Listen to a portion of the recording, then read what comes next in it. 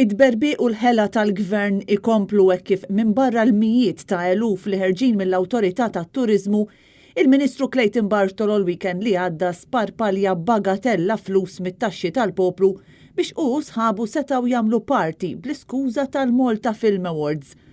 Bartolo kien ilu aktar minn xarejn jaf li l-biċċa l-kbira tal-producers f'pajjiżna kienu se jibbojkottjaw dawn l-awards għas sempliċi raġuni li l-infiq li kien se jsir fuqhom ma kienx jagħmel lanqas nitfa' sens meta wieħed iqablu ma' dak li tingħata l-Kummissjoni tal-Films mill-Gvern Laburista.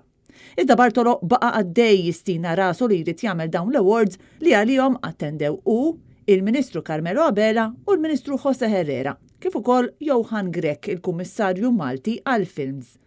Persuni mitħla tal-industrija li tkellmu ma' Net News qalu li dan l-isparpaljar huwa biss farka ħdejn dak li huwa għaddej u qed ikompli għaddej minn taħt imnieħer il-Ministri tal-Gvern fl-MTA.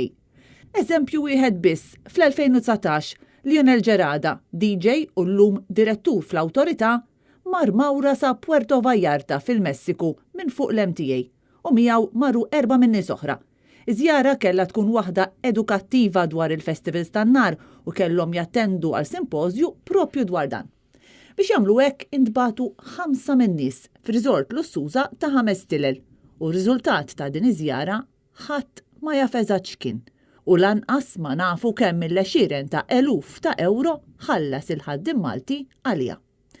Dan l-infiq ma waqafx fl-2019 u sa ftit tal-ġimgħat ilu kontingent kbir Malti ntbagħt Dubai għall-Expo u anke hawn il-prezz li tħallas mit-taxxi tagħna ma nafuhx u aktar minn hekk ma nafux fiex issarfet din iż-żjara. Kwistjoni oħra li qed tqajjem ħafna mistoqsijiet fost il-ħaddiema tal-MTA hija dik ta' Michael Piscopo. Piscopo huwa direttur ta' Digital Marketing fih dan l-MTA. Sorsi li tkellmu ma' Net News qed isostnu li Piscopo twarrab għal kollox mid-dipartiment li jmexxi u ntbagħat id-dar biex jissejjaħ biss l-uffiċċju meta jkollu bżonnu Johan Buttigieg u sa dan it-tant id-digital marketing ħatfu taħt idejh Lionel Gerada. Ħaddiema tal-MTA qed jgħidu li dawk l-aktar intiżi fil-qasam qed jitwarbu biex minflok qed jidħlu nies bla esperjenza meħtieġa moħħhom biss biex itajru l-flejjes biex igawdu huma. U quddiem dan kollu l-Ministru Clayton Bartolo u l-Prim Ministru Robert Abela jibqgħu ċassi u jibqgħu ma jeżiġux tweġibiet mingħand il-kap eżekuttiv tal-Awtorità tat-Turiżmu Johan Buttigieg. Buttigieg u Robert Abela ħadmu id fit bejn l-2013 u l-2019. F'dan il-perjodu, Robert Abela kien qed jagħmel xogħol legali għall-Awtorità tal-Ippjanar dak iż-żmien immexxija proprju mill-istess Buttigieg. Kuntratt li dan l-aħħar kien żvelat illi swina ma' 17,000 euro fix-xahar.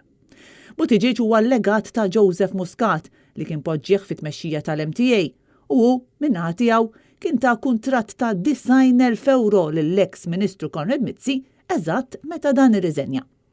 Johan Buttigieg kien ukoll fl-aħbarijiet meta kienet żvelata l-ħbiberija mill-qrib li kellu ma' Jorgen Fenech u li kien saħansitra talbu li jdaħlu jaħdem miegħu.